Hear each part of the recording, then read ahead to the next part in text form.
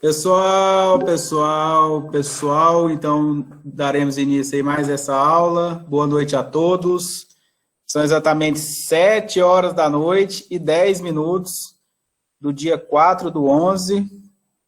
Hoje é a nossa última aula normal antes do seminário. Do simpósio, né, gente? Então, amanhã, quinta-feira e sexta-feira, não haverá aula por conta do simpósio. Então, aula normal mesmo, só a partir da semana que vem. Tá bom? Espero que todos vocês tenham feito as inscrições e que não venham com aquela desculpinha que falar que, mas eu não sabia que tinha que inscrever no curso. Gente, pelo amor de Deus, eu nem comentei nada lá no grupo, não. Cadê o Miguel? Mas tem mais gente aí que, como você faz inscrição e não se inscreve no curso, mas é vivendo e aprendendo, né? Então, eu espero que vocês todos estejam presentes aí nas plataformas online, né? Que vocês participem. A gente precisa de aproveitar muitas essas oportunidades. Vocês estão aí com o curso gratuito e tem muita gente bacana dando curso. Os cursos da educação física foram os primeiros a serem esgotados. Dos 6 cursos, 4 cursos estão esgotados e possivelmente agora à noite os outros também vão ficar esgotados, porque como é aberto para todos, a gente vai ter muitas outras faculdades fazendo aí o curso, né, os minicursos, porque é gratuito, tem certificado de horas. Isso é muito importante, principalmente para quem aí tá aí nesse processo de formação, né? Vocês precisam de entregar uma carga horária quando encerram o 8º período. Então, isso é muito importante nesse processo, tá bom? Então, só estou dando esse feedback para vocês aí. Possivelmente, amanhã, acho que Hoje é que dia mesmo, gente? Hoje é quarta? Me dá aí o dia aí. Hoje é terça ou hoje é quarta? Hoje é quarta, né? Então, acho que na sexta-feira, eu sou mediador de um curso, de um minicurso. Então, normalmente esse é da área da licenciatura. Então, a galera da licenciatura vai estar comigo nesse minicurso. Também trazendo aí o professor Juraci. E tem os outros minicursos do bacharelado também, que eu estarei presente, com professores muito bons aí, tá? Então aproveita, galera, a oportunidade. Tem uma turma aí que eu sei que está trabalhando, né? Está se reinventando aí para poder pagar a faculdade e tal, mas dá uma seguradinha. Nem tudo é só, a gente acha que é só ganhar dinheiro, ganhar dinheiro, ganhar dinheiro. Então dá uma segurada, vamos adquirir conhecimento. É importante até para nós, professores, né, vir pessoas diferentes, para a gente aprender novidades, saber de novidades, tá bom?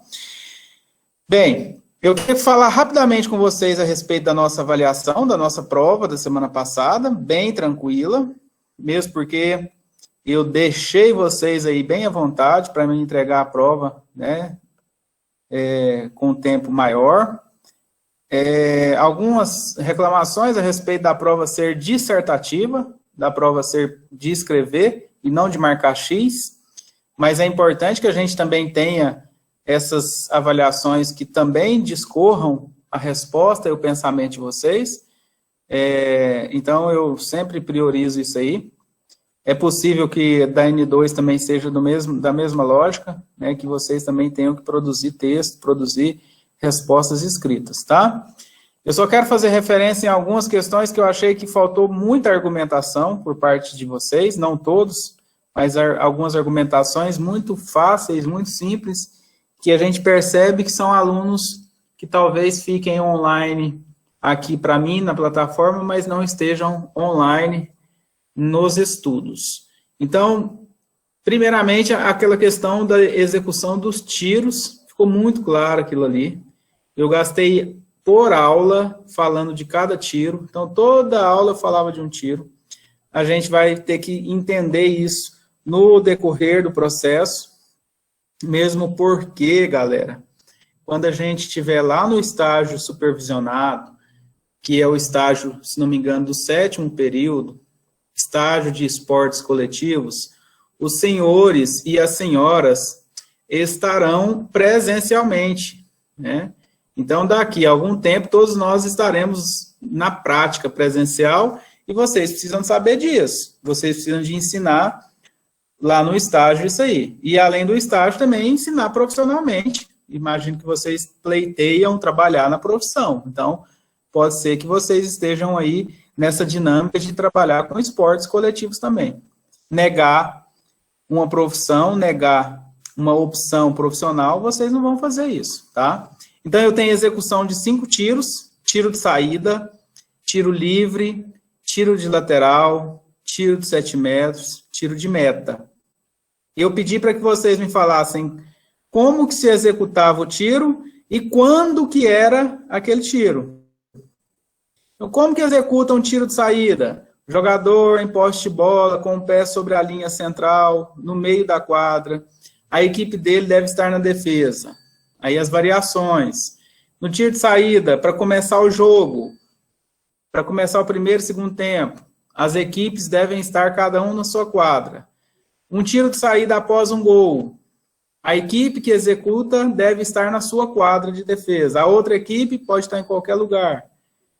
Essas respostas, isso é uma resposta correta. Professor, mas se eu não coloquei essas variações, está errado? Não completamente, mas não está completamente certo. Essa é a lógica, tá? Tiro livre é uma falta. O jogador tem que estar com o pé no chão, em posse de bola, no local onde a falta aconteceu. Ponto. E se a falta acontece dentro da linha pontilhada? Aí é variação. O jogador tem que sair, o jogador executante sai de dentro da pontilhada, toda a sua equipe, a equipe executante sai de dentro da linha pontilhada, e o adversário tem que estar 3 metros de distância. Ponto. Tiro de lateral. Jogador com um pé sobre a linha e o outro pé pode estar em qualquer lugar. É lateral quando a bola sai pela linha lateral e não tocou na sua equipe por último. Beleza? Quando a bola sai pela linha de fundo, é escanteio ou lateral? É lateral. Essa é a explicação mais óbvia e mais simples. Bom? Tiro de 7 metros. Quando o jogador tem uma clara chance de fazer um gol, mas é impedido por uma falta. Tiro de 7 metros. É o pênalti do handball. Vocês poderiam até colocar assim na prova. É o pênalti do handball. Ok. Como que o jogador executa essa falta que gera o pênalti, que gera os 7 metros? Barulho do meu menino aqui. Como que o jogador executa? Ele em posse de bola, com o pé próximo à linha de 7 metros. Com esse pé próximo à linha de 7 metros, após o apito do árbitro, ele tem 3 segundos para executar. Ele pode movimentar o braço, ele pode mexer um dos pés, ele só não pode tirar completamente o pé do chão. Beleza? E o tiro de meta, se você estudou o tiro de meta, você vai conseguir responder com tranquilidade as questões de marcar X. Tá? Então, quando que é tiro de meta? Quando o goleiro tem posse de bola. Quando que é posse de bola? Primeiro, quando a bola sai pela linha de fundo, tiro de meta. Quando o goleiro tem a posse dela, ele faz uma defesa e segura ela, tiro de meta. Quando o adversário invade a área, pisou na área, é tiro de meta, bola do goleiro. Não é falta não, viu, gente? É tiro de meta, é bola do goleiro. Adversário pisou na linha, pisou na área, tiro de meta. Com a bola e sem a bola, se ele causar influência. Beleza. Quando a bola está parada ou está rolando sobre a linha da área ou sobre a área. A bola parou dentro da área, a bola é do goleiro. A bola está rolando dentro da área, bola do goleiro. Beleza. Quando é tiro de meta, nada no jogo vale. Por quê? Porque o goleiro tem que executar esse tiro de meta. Como que ele executa o tiro de meta? Ele pega a bola e joga a bola para fora da área. Ponto. Se ele não faz isso, o jogo não está valendo. Aí vamos lá para a questão de marcar X. Que eu vi que embananou em algumas lá. A bola está parada sobre a linha da área. Então, ou seja, a bola está em cima da linha da área. Né? A bola está na área. O adversário pega essa bola e arremessa para o gol. O que é isso, gente? É gol? Lógico que não, gente. Se a bola está parada em cima da linha, a bola é de quem? A bola é do goleiro, tiro de meta. Beleza? Tem uma outra opção lá, deixa eu lembrar, acho que de marcar X, que o goleiro, ele tem o domínio da bola. Se ele tem o domínio da bola, o que é isso? Tiro de meta. A bola toca no pé dele, ele vai mexer na bola lá, eu acho que eu coloquei que ele quicou a bola no chão, a bola toca no pé dele e entra para dentro do gol. É gol, gente? Não. Por quê? Porque ele já tinha segurado a bola, é tiro de meta. Se ele quiser pegar a bola e jogar ela para dentro do gol, não é gol. Por quê? Porque ele tem que executar esse tiro de meta. Tá certo? Então, com essas questões de execução de tiros, eu respondi uma questão, e respondi a de marcar X todinha. Beleza?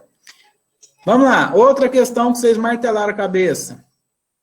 O que é manejo de bola? Eu não fiz essa pergunta, mas para você responder a questão, você tinha que saber o que é manejo de bola. O que é manejo de bola, gente? Eu estou falando aqui, pessoal, vocês estão me ouvindo aí? Tá tudo certo aí? Tá tudo ok? Alguém conversa comigo? Fala, beleza, professor. Ah, certinho. Beleza? Só a Leidiana que tá me ouvindo? Tô ouvindo também, É professor. só a Maiane que tá me ouvindo, gente? E a Leidiana? Ninguém, professor. A Stephanie também? O Fernando, eu sei que ele coloca lá e vai assistir tudo. O Eliezer. Pessoal, tô aqui. A Poliana tá aí. Tô aqui também. Ah, Felipe eu sei. O Rafael tá dando aula de personal. Ele contou para mim no Instagram. Ele deu bobeira lá e colocou no Instagram lá, bem no horário da minha aula. Mas vamos lá. Manejo de bola. São todas as ações que o jogador realiza em jogo, durante o jogo, estando ele em posse de bola. Então, isso é manejo de bola. No handball, no basquete também, existem ações que o jogador não pode realizar durante o manejo de bola. Daí eu perguntei para vocês, o que o jogador não pode fazer durante o manejo de bola? O que ele não pode fazer no manejo de bola? Ele não pode segurar a bola por mais de 3 segundos. Ele não pode dar mais do que 3 passos com a bola na mão. Ele não pode driblar a bola, segurar e voltar a driblar. Ficar pegando a bola, dribla, segura, dribla, segura, dribla. Ele não pode fazer isso. Ele não pode deixar a bola quicar no seu pé. Se a bola toca do joelho para baixo, é falta. Então, ele não pode fazer isso. Ele não pode perder o contato da bola. Quando ele tem poste de bola, ele não pode ficar jogando a bola de uma mão para outra sem perder o contato.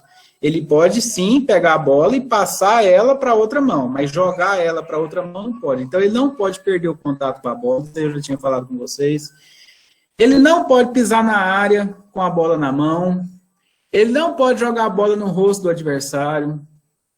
Então, pessoal, tem um monte de coisa, né, que ele não pode fazer. Eu coloquei a questão inversa do que ele não pode fazer, porque tem muito mais coisas. E aí eu pensei assim, eu vou facilitar, né, pra galera. Aí teve gente que reclamou, não, professor, pegou pesado, hein, na hora que falou que o que não pode fazer, mas, gente, o que não pode se fazer é o que mais tem.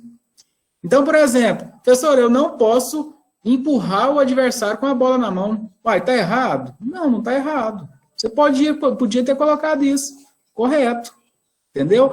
Então, são todas as ações que você não pode realizar no jogo, que são as mais básicas e que a gente tinha falado lá nas primeiras aulas, tá bom?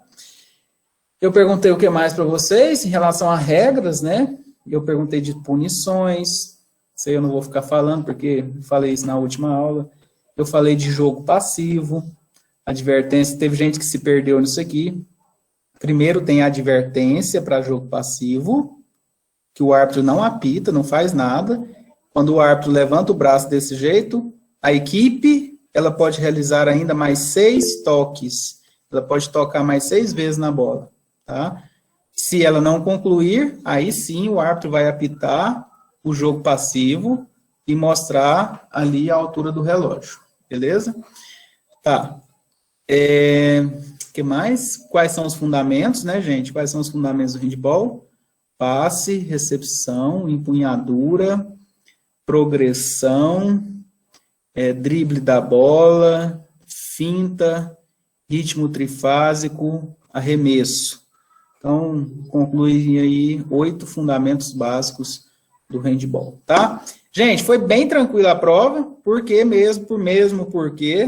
vocês poderiam fazer consulta, tá? Mas mesmo assim, eu ainda percebi que alguns deram uma bobeada aí nessa situação. Então, estou fazendo a retomada com vocês e logo eu mando aí o fechamento dessas notas para vocês. Ok, pessoal? Vamos de conteúdo novo? Vamos falar sobre a parte mais que é a tática, tá? Eu vou conversar com vocês a parte tática hoje e vou retomar algumas coisinhas que eu acho que são alguns ajustes que a gente precisa de fazer, porque talvez a gente leve em consideração que vocês saibam o básico, mas às vezes a gente passa por despercebido nessa parte básica e vocês acabam não sabendo. Por exemplo, o que é básico? O tempo do jogo, né? Tamanho de bola, quantidade de jogadores, essas coisinhas básicas que a gente precisa de entender no processo do jogo, tá? Então, isso aí, eu vou dar uma retomada rápida com vocês, que está bem lá no comecinho do livro de regras. Vou deixar uma atividade para vocês aí nesse processo do simpósio, porque dá para vocês fazerem, uma atividadezinha bem tranquila, que vocês vão me encaminhar lá pela plataforma, eu vou explicar isso para vocês também. E aí a gente vai falar de tática, tá bom? Vou compartilhar a tela com vocês aqui e a gente já começa. Sugiro que vocês estejam anotando o caderninho na mão, porque fica bem mais fácil para depois vocês estudarem, tá bom?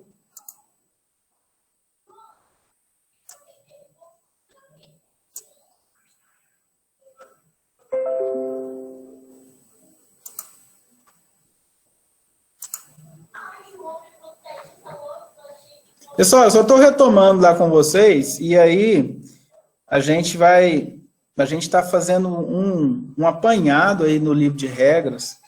Depois vocês podiam tanto dar uma olhadinha nesse livro de regras. É importante que vocês façam uma leitura, mas uma leitura de forma consciente, sem a necessidade de falar que vai ser um resumo, né? Porque esse lance de falar assim, ó, resumo de regra, não existe, né?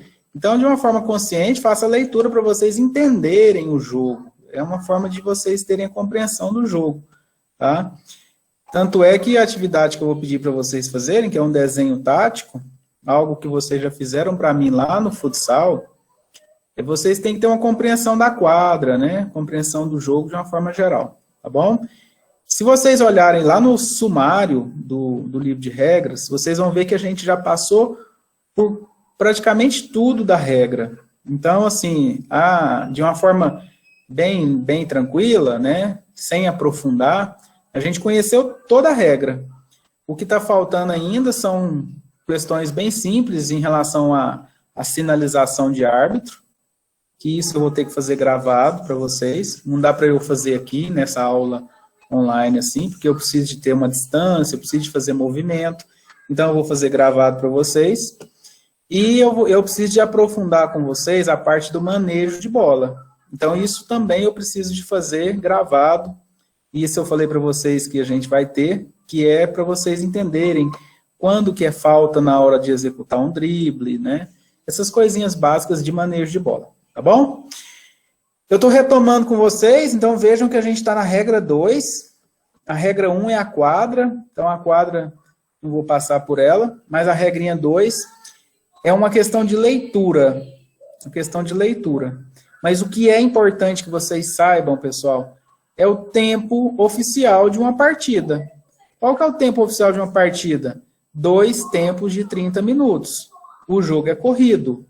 Não é cronometrado igual ao futsal, que quando a bola sai pela linha lateral ou linha de fundo, o cronômetro para. No handball, não. Handball é jogo corrido. A não ser que o árbitro queira interromper ou necessite de interromper. Acontece isso? Acontece. Na hora que vai fazer uma punição de 2 minutos, toda vez que vai punir 2 minutos, o tempo para. Para o tempo, pune o jogador sai e reinicia o jogo, tá? Então, todas as punições de 2 minutos para o tempo. Cartão amarelo para o tempo? Não há necessidade. Cartão vermelho para o tempo? Sim. Por quê? Porque o cartão vermelho é uma espécie de 2 minutos, tá bom? Se vocês forem lembrar aí, vocês vão entender esse processo aí, tá? Então, tá. A gente tem aqui o que vocês precisam saber, 2 tempos de 30 minutos. Professor, existem outras possibilidades de tempo? Lógico, para grupos, equipes com idades diferentes. Então, por exemplo, aqui, ó, 12 a 16 anos, que é a categoria juvenil, né? Compreende categoria cadete, juvenil, então são 2 de 25. Categoria mirim, categoria infantil, que são atletas de 8 a 12 anos, 2 tempos de 20 minutos. Aqui, galera, já é o quê? Já é aprofundamento. Aqui não tem essa obrigatoriedade de saber, não. O que vocês são obrigados a saber? Que um jogo de handball dura 2 tempos de 30 minutos. E um intervalo de 10 minutos. Beleza? Existe necessidade de prorrogação? Existe. Isso se eu necessitar que se tenha um resultado. Eu necessito, numa final de um campeonato, que tenhamos um vencedor. Uma equipe é obrigada a ganhar, não pode empatar. Então, existe a prorrogação, que é um tempo a mais, que no caso específico da regra, é o quê? São 2 tempos de 5 minutos, tá bom? Aprofundamento também, certo? Aí aqui ele fala negócio de, e se mesmo assim continuar empatado, pode-se ir para a decisão de pênaltis, que no caso do handball 7 metros, sim, pode acontecer de haver o desempate na decisão de 7 metros, tá bom? Deixa eu pegar lá a quantidade de jogadores.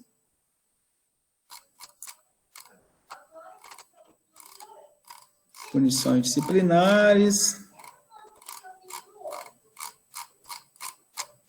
Ver se eu acho aqui. Ah, tá. Vamos para a bola primeiro. Professor, o senhor vai cobrar tamanho de circunferência de bola, peso da bola? Não, não vou cobrar isso não. Mesmo porque vocês vão saber números, numerações. Tamanho 1, tamanho 2 e tamanho 3.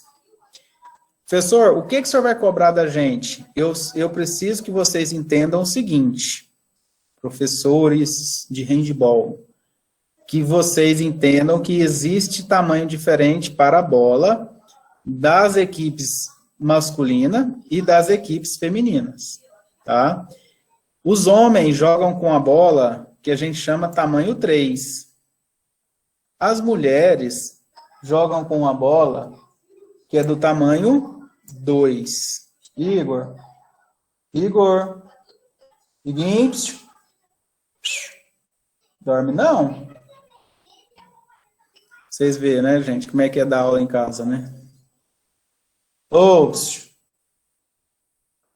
Não, senhor. Vai dormir agora de jeito nenhum. Vai, levanta aí, vai tomar água. Se o menino dormir, rapaz. Rapaz, se ele dormir agora, nós tá ferrado à noite, que aí ele acorda lá pela meia-noite. Vamos lá. Homens jogam com bola tamanho 3. Mulheres jogam com bola tamanho 2. Vejam que eu tenho algumas diferenças aqui, tá? Ó, equipes masculinas de 12 a 16 anos também jogam com tamanho 2. Isso já é aprofundamento, isso aí já é particularidades. Você que é professor de handball precisa saber que existem tamanho diferente para bola, tá? Normalmente, quando a gente vai trabalhar com iniciação, as bolas são do tamanho 2. Por quê? Porque as bolas do tamanho 2 compreendem tanto homens quanto mulheres nessa faixa etária. Professor, então, eu fui chamado para trabalhar numa escola, me pediram para comprar bola. Se a escola não tem adultos, você vai comprar bola grande? Bola tamanho 3? Não. Então, são bolas tamanho 2. Ah, então agora eu sei, aí a lógica, que é importante aqui, porque não adianta eu falar assim, você que nunca viu handball, você vai aprofundar seu conhecimento nisso. Calma lá. Eu preciso que vocês saibam que homem adulto joga com bola maior e mulher adulta joga com bola tamanho um pouco menor. Existe essa variação, tá? Coisa que lá no futsal, no adulto, não existe essa diferenciação. No futebol, não existe essa diferenciação, tá certo? Então, só para a gente ter essa noção aqui, então anotem isso aí, por favor. O que vocês precisam saber? Só essa referência aqui, ó. Tamanho 1, tamanho 2, tamanho 3, ok? Vamos lá para a equipe. A equipe, para a gente finalizar essa partezinha rapidinho aqui, tá? Na regra 4, vai falar sobre a equipe, as substituições, o equipamento e os jogadores lesionados. O equipamento é em relação ao uniforme. Que jeito que é esse uniforme de uma equipe, né? Então, o jogador pode jogar que tipo de uniforme? Calma, relaxa. Isso aí também é aprofundamento. Mas o uniforme tem que ser igual, desde a meia. Ele não pode jogar com aquelas parafernálias todas de faixa na cabeça, aquelas toalhonas de punho, né, aquelas munhequeiras. Então, ele não pode. A Federação Internacional agora autorizou o uso de piercings, desde que ele seja tampado com esparadrapo. Então, às vezes, vocês vão ver jogador cheio de esparadrapo, é ele tampando o piercing. Eu não vejo nenhuma proteção de tampar o piercing, né? O correto seria tirar. Mas por uma questão cultural, então, às vezes, é evolução e moda, então a federação autorizou o uso de esparadrapo para tampar o piercing. Já vi machucar? Já vi. Já vi atleta machucar feio, porque não quis tirar o piercing, por exemplo, do nariz e rasgou o nariz, né? Então, enfim, basicamente é isso, tá? Vamos lá. A equipe é composta por 14 jogadores. Uma equipe é composta por 14 jogadores, sendo 7 jogadores presentes na quadra. Então, eu tenho 7 jogadores na quadra e 7 jogadores no banco de reserva. Ok? Beleza. Nessa lógica, desses 7 jogadores que estão na quadra, um precisa ser identificado como goleiro. Tá? Ver, contudo, regra 8.5. Aí a gente tem uma particularidade na regra. Tá? Porque existe a possibilidade do seguinte, e não assustem quando vocês verem isso aí. Aí eu fecho essa parte aqui de introdução, tá, gente? Eu tenho que ter 7 jogadores na quadra, mas eu posso substituir o goleiro por um jogador de linha? Sim. Estranho, né? Muito, muito estranho. Isso aí causa umas pegadinhas feias no árbitro, porque às vezes o árbitro acha que a equipe está jogando com um a mais. Aí quando o árbitro olha para trás, não tem goleiro. Então, pode acontecer dos 7 jogadores em quadra serem jogadores de linha, professor? Sim. Às vezes eu estou sem goleiro. O goleiro sai e entra um jogador de linha. Ficou sem goleiro no jogo. Pode isso? Pode. No futsal, pode? Não. No futebol, pode? Não. No handball, sim. Olha, professor, mas se eu tenho 7 jogadores na linha, como que fica o gol? Problema da equipe. O jogador de linha ele não pode ir para o gol. Então, o que a equipe vai ter que fazer? Obrigatoriamente, ela tem que fazer a substituição novamente. As equipes estão se utilizando muito desse recurso quando elas estão atacando. Aí elas substituem, o goleiro vai para o banco de reservas, entra um jogador de linha e a equipe ataca com 7, ao invés de atacar com 6. Ficou claro? Ela ataca com 7. Na hora que ela vai defender, o jogador de linha substitui, o goleiro volta para o gol. Professor, mas e se não der tempo? Problema da equipe. Questão tática. Se taticamente ela treinou para isso, ela deve saber dos prejuízos de utilizar o goleiro lá no ataque, tá bom? Mas tá acontecendo muito isso aí, tá bom? Pessoal, deixa eu só pegar o cabo aqui, porque senão a minha bateria vai acabar. Só um minutinho. Meu filho. Eita. Ê, menino.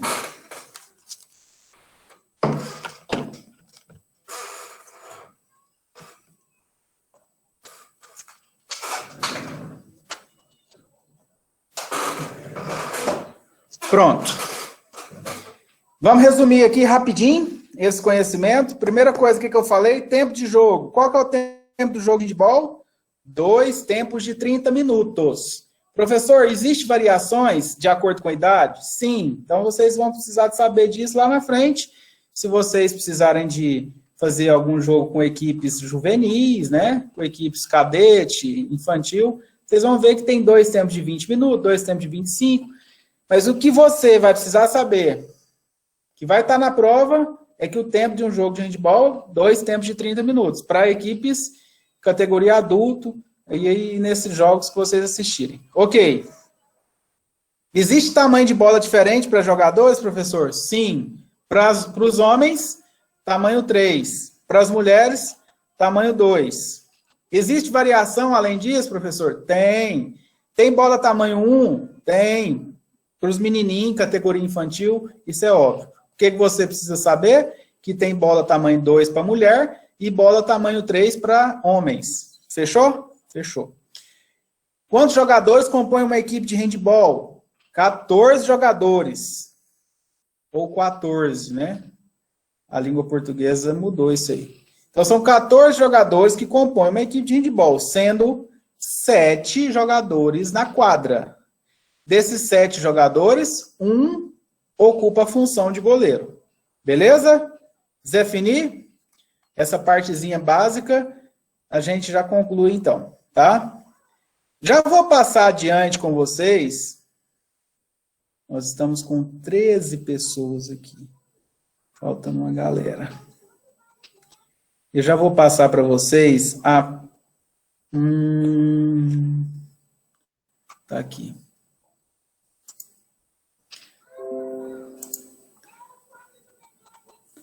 Na nossa última aula, eu falei sobre posicionamentos básicos, não falei, gente?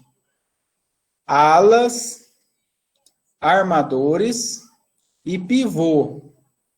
Só fala aí para mim, alguém aí, vocês lembram, vocês anotaram isso? Como é que tá aí a cabeça de vocês? Eu não estou vendo vocês, não. Se vocês escreverem, eu não vou ver. Eu preciso que vocês conversem. Falem, professor, trabalhou isso aí na última aula, beleza? Vamos aprofundar, vamos. Posso continuar aí? Sim, professor, você falou na última aula. Falei, não falei? Falou. Então, vamos só dar continuidade nesse processo aí. Eu, inclusive, até travei o jogo, e o jogo apareceu para mim aqui no momento que eu travei, acho que da aula de vocês ainda, ó. Um jogo entre Noruega e Dinamarca. É a final do Mundial de 2019. Porque desse ano parece que não vai ter mesmo, não. Handball, os jogadores não conseguiram se adaptar ao uso de máscara, não, tá? Só para vocês terem uma ideia, antes da gente falar de posicionamento, dá uma olhadinha na arquibancada. Lotado, né, gente? Então, a cultura europeia, ela absorve muito outras modalidades. Ela não é fixada somente em uma única modalidade. E ela não se impõe essas diferentes culturas europeias, elas não se impõem em falar que tem o domínio de uma única modalidade. Então, eles são bons no handebol, eles são bons no vôlei, eles são bons no futebol. Então, eles gostam de variações, né?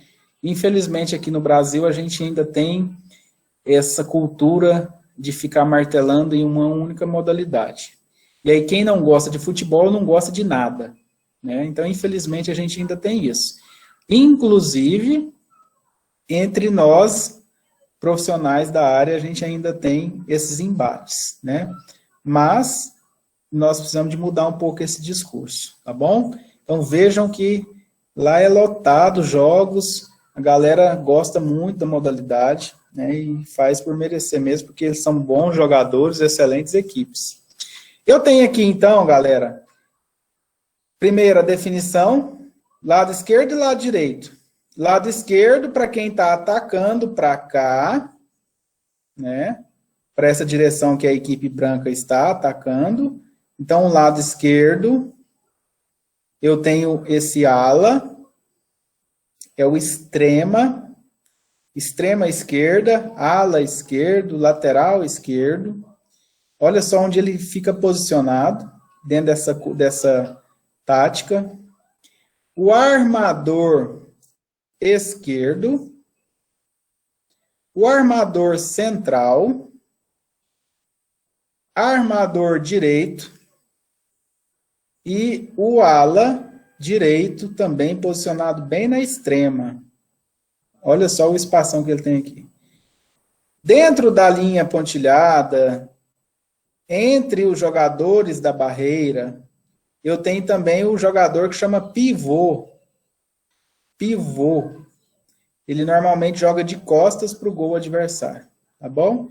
Então, essa é a lógica da nossa formação de um jogo de handebol. O que eu vou pedir para vocês, para me entregar como tarefa, é um desenho tático muito simples, desenho de uma quadra. Vocês vão tirar a foto e vão me enviar lá na plataforma, em forma de PDF, né, como se vocês estivessem escaneando. O celular de vocês devem ter essa tecnologia aí de escanear. Vocês vão fazer o desenho da quadra e vão posicionar os jogadores de ataque. E aí vocês vão colocar os nomes para mim, simplesinho assim, eu só quero isso, tá? Nessas posições, ala esquerdo, armador central, armador direito, ala direito, pivô. Professor, mas da onde que a gente vai pegar isso aí? Vídeos no YouTube, tá? Tem uma galera aí, os meninos que adoram X vídeos, então para um pouquinho de assistir e dá prioridade um pouquinho aí para as nossas aulas. Vocês vão entrar lá no YouTube, coloca lá, jogo de handebol, final do Mundial 2019, vocês vão achar uma porrada de jogo, tá? Deixa eu pegar uma formação aqui. Formação inicial.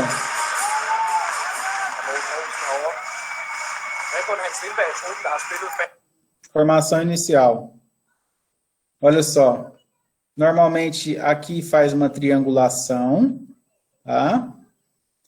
Armador esquerdo e armador direito normalmente estão numa mesma linha. E o armador central normalmente está numa linha um pouco mais atrás, fazendo uma espécie de triangulação.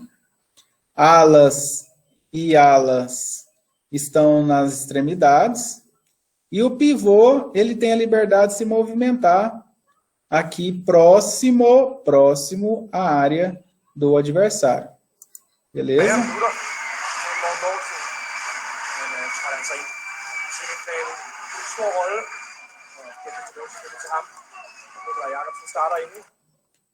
Trocaram de posições? Trocaram de posições. É possível isso? Sim, desde que sempre tenha alguém nessa posição. Eu não tenho posição fixa, não. Eu posso fazer as alterações. O que vai definir isso é a tática da equipe. Beleza, gente?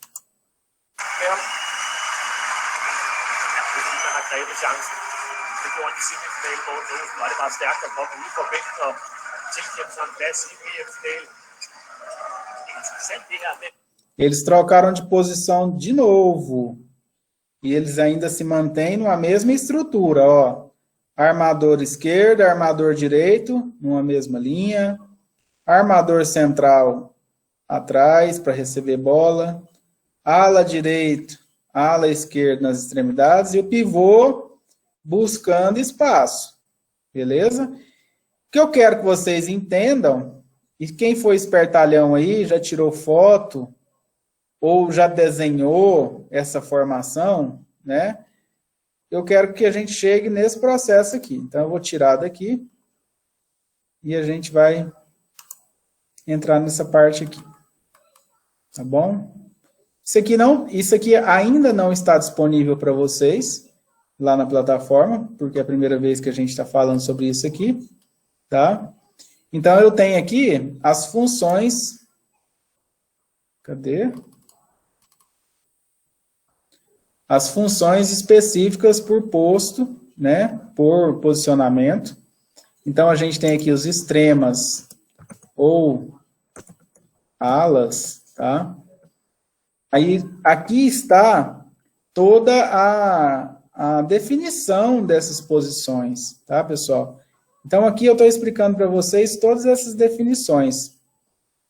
Alguns termos eu ainda não trabalhei com vocês, por exemplo, quando aqui fala de sistema 6.0, o que é esse sistema 3.0? Ainda não falei. Então, eu vou explicar isso para vocês ainda, porque sistemas de numeração, 6.0, 5.1, 4.2, são sistemas de defesa. Eu estou falando de ataque. Quando a gente fala de ataque, a gente está falando de posicionamentos básicos. Tá bom? Então, é isso que eu quero que vocês entendam agora. As posições básicas. Os extremas ou alas, eles iniciam e finalizam o engajamento. O que é engajamento?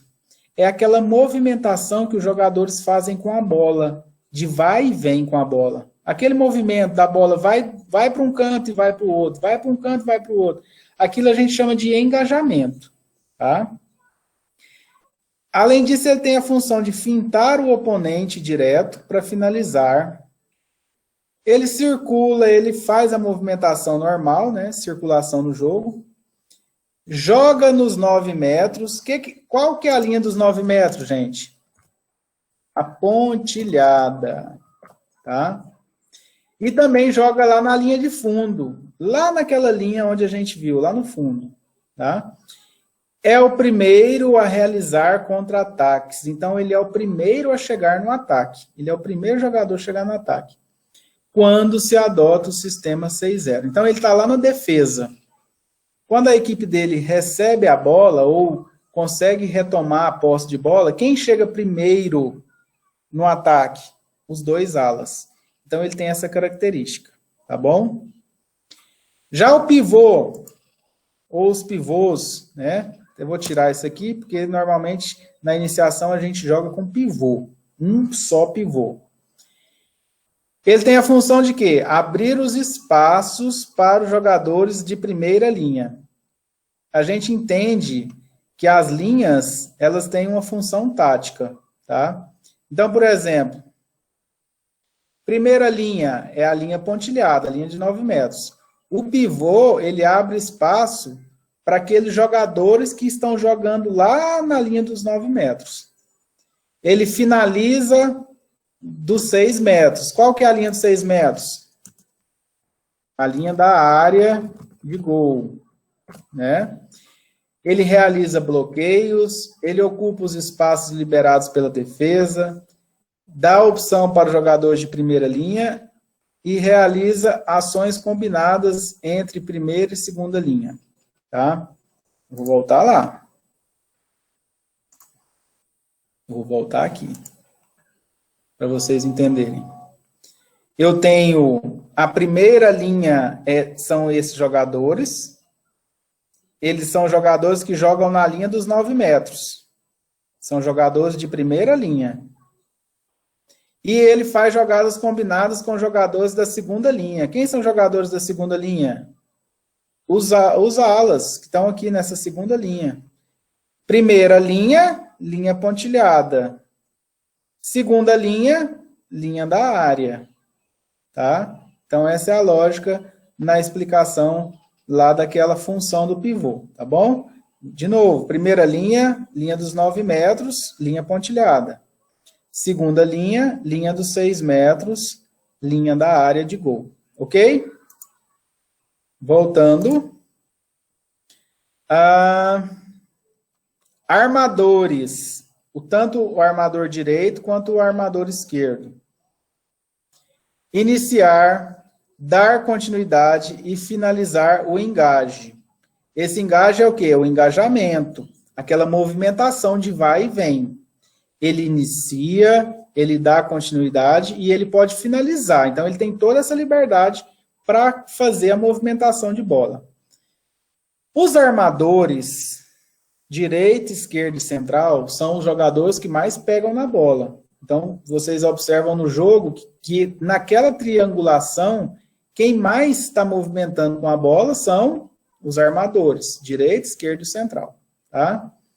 Eles têm também a função de arremessar de longa distância. O que seria o longa distância? De 9 metros, né? E infiltrar para finalizar nos 6 metros. O que seria os 6 metros, gente? A área de gol, certo? Essa situação de infiltrar para finalizar nos 6 metros é como se fosse um segundo pivô, tá bom? Por quê? Porque o pivô está lá. O pivô está ali perto da área. Então, ele entra como se fosse um segundo pivô. Servir o pivô e realizar combinações com jogadores de primeira e segunda linha. Servir o pivô e realizar combinações com jogadores de primeira e segunda linha. Ficou claro isso aí? Ele está lá na função dele, mas ele pode tocar a bola no pivô, por alguma situação que o pivô favoreça, e ele faz jogadas com os seus armadores e com os alas, primeira e segunda linha. Tá? Armador central. Comandar as ações ofensivas da equipe. Então, ele está no meio do jogo. Né? Ele é o jogador que está bem no meio. Ele que visualiza o jogo de uma forma melhor. Ele que comanda as ações. Ele que é o maestro do jogo. Ele que determina o ritmo do engajamento, a forma desse engajamento. Ele finaliza tanto da primeira quanto da segunda linha. Ele arremessa de longa distância. Ele pode infiltrar arremessando lá perto da área. Ele pode tocar para o pivô. Então, é o que eu falei aqui. Ele atua como uma espécie de um maestro da equipe. Tá bom? Aqui é um aprofundamento desses armadores. Tá? Aqui ele fala que geralmente são jogadores de força com boa envergadura, que finalizam com um arremesso de longa distância. Deixa eu voltar lá, que a gente vai entender esse processo aqui melhor, para a gente finalizar aqui, tá? Ou seja, o que ele está falando aqui, que esses jogadores, esse e esse, os jogadores que fazem essa triangulação, normalmente, isso não é regra, tá? Isso não é regra, normalmente eles fazem arremessos de longa distância. Normalmente são jogadores que têm boa envergadura e têm uma boa potência no arremesso, tá? Vou concluir aqui só com uma situação de jogo. Olha lá, o armador central, ele fez infiltração e de onde que saiu esse arremesso? Lá da linha dos 6 metros. Eu imagino que essa situação aqui foi uma falta do jogador de azul e que vai ser uns 7 metros. Foi gol. Se o goleiro tivesse catado essa bola, possivelmente seriam 7 metros. Tá?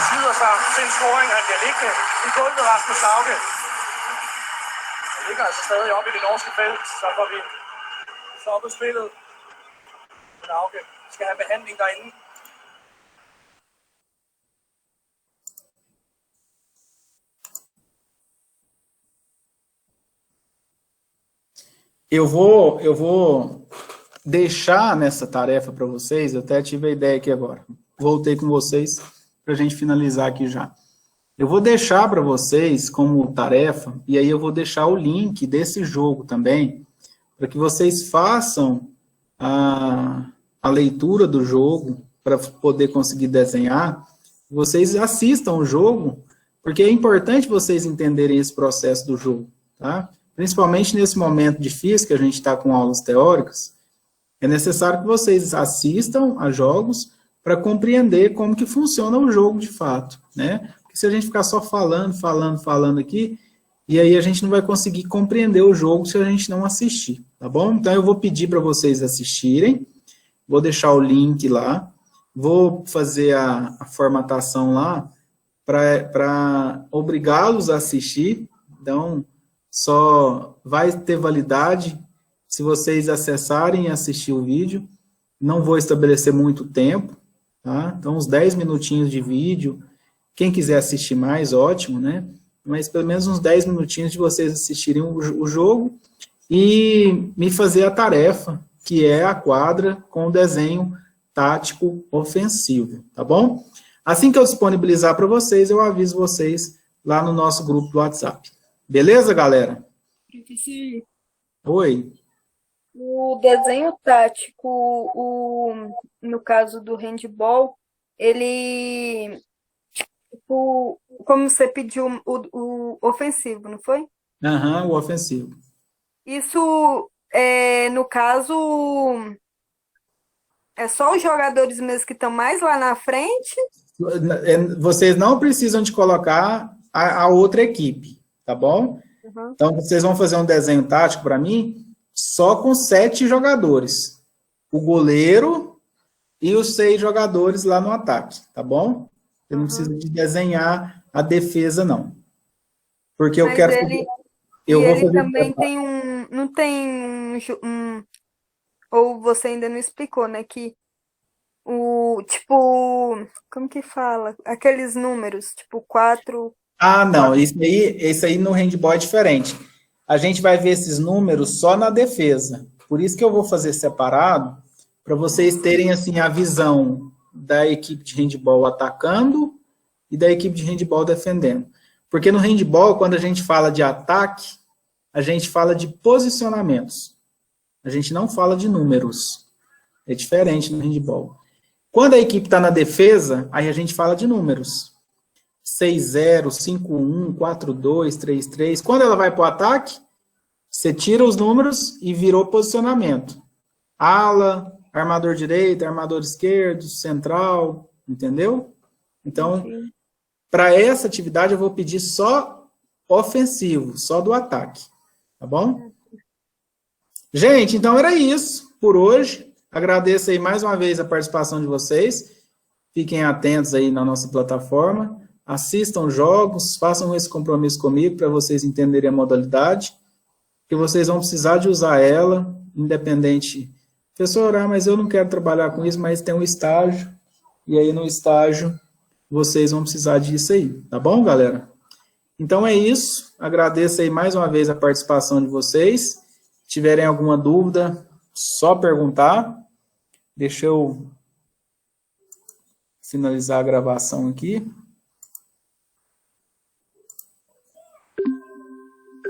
Amanhã à tarde vai ter aquele encontro ou nada? Felipe, não vai ter o encontro ao vivo, não, tá?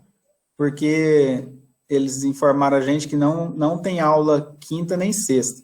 Mas eu vou deixar para vocês lá na plataforma, porque nós estamos com aulas em déficit, e eu vou deixar para vocês na plataforma.